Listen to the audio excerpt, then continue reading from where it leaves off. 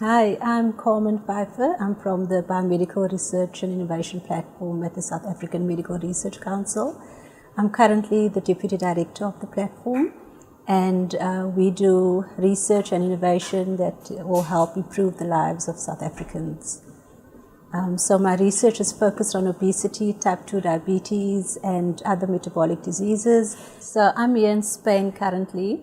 I'm working with Dr. Salva to look at whether ispalathin, which is one of the bioactive compounds in South Africa, regulates sex hormone binding globulin protein, because that would then mean it confirms the anti-diabetes effects of the extract.